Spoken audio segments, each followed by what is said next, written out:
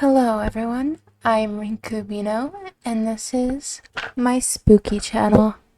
Today, I will be telling you the legend of Bloody Mary and my own personal experience with Bloody Mary.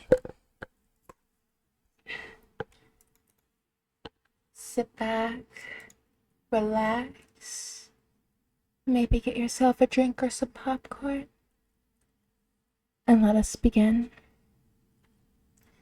Bloody Mary is a legend of a ghost, phantom, witch, or spirit conjured to reveal the future. She is said to appear in a mirror when her name is chanted repeatedly. The Bloody Mary apparition may be benevolent or malevolent, depending on historic variations of the legend. Bloody Mary appearances are mostly witnessed in group participation play. Historically, the divination ritual encouraged young women to walk up a flight of stairs backwards, holding a candle and a hand mirror in a darkened house. As they gazed into the mirror, they were supposed to be able to catch a view of their future husband's face. There was, however, a chance they would see a skull or the face of the Grim Reaper, instead indicating that they were going to die before they would have a chance to marry. In the ritual of today, Bloody Mary allegedly appears to individuals or groups who ritualistically invoke her name in an act of cataphragmancy. This is done by repeatedly chanting her name into a mirror, placed in a dimly lit or candlelit room. The name must be uttered 3 times for some, others to specified numbers of times. Some stories even say you must chant her name into the bathroom mirror 47 times. Then she will come out of the mirror. The Bloody Mary apparition allegedly appears as a corpse, witch, and ghost that can either be friendly, evil, or a demonic spirit, and is sometimes seen covered in blood, hence the name.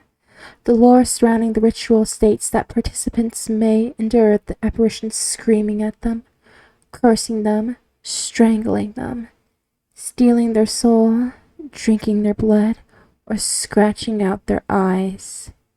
Some variations of the ritual call Bloody Mary by a different name, Hail Mary and Mary Worth, are popular examples. The modern legend of Hanako-san in Japan strongly parallels the Bloody Mary mythology. Additionally, in the 1990s, the Bloody Mary ritual was represented pop culture, used as a tool to discuss racial and sexual violence and gender opposition. There is some debate on if she is a real person. A number of historical figures have been put forward as candidates for Mary, including Mary I of England, daughter of Henry, and Catherine of Aragon, who around 300 religious Protestant dissenters burned at the stake during her reign, earning her the nickname of Bloody Mary. Elizabeth Bathory, a 17th century Hungarian countess who allegedly tortured and killed around 660 girls and women, bathed in their blood and was accused of vampirism. And Mary Worth, who has been identified as either a woman who killed slaves escaping the American South via the Underground Railroad, or a woman who was burned at the stake during the witch trials in the early modern period. Now, growing up, obviously, I heard a lot of different stories of who Bloody Mary was. Some say she was burned by her husband. She was going to get married, he cheated, whatever. He burned down the barn that she was in, and she died. There's so many different stories that were told about who Bloody Mary was, and you could probably find documentation somewhere of these stories. But obviously, we are all interested in knowing the truth now, aren't we? Now, the variation of the ritual that I had done was to lock the door, make sure the lights were off, write her name backwards, and chant it ritualistically. I think it was 6 or 7 times, something around that. but I had to write her name backward. It was either one, I think it was one time. But that's the part of how the ritual done was not very important. It's the result that is very important, you see. I had taken a shower to fog up the mirrors. I locked the door and wrote her name. I stood back and I did the chants, and the room got cold. Ice cold. Chills. It went from muggy and hot to cold.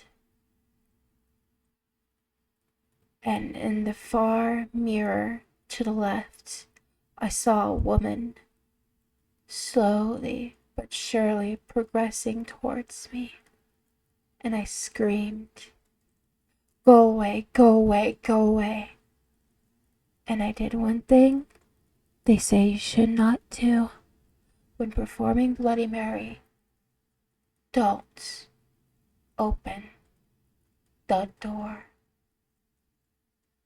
You see, they say if you open your door during a ritual, the door which you locked, you let her loose.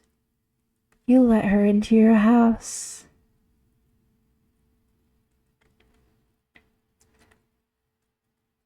Well, she went away, all right. I never saw her again. Further future attempts at attempting to summon her all failed. She wouldn't come back. And that's my personal experience with Bloody Mary. Sleep tight. Make sure to like, comment, and subscribe if you enjoyed this video. And I hope to make more. See you soon.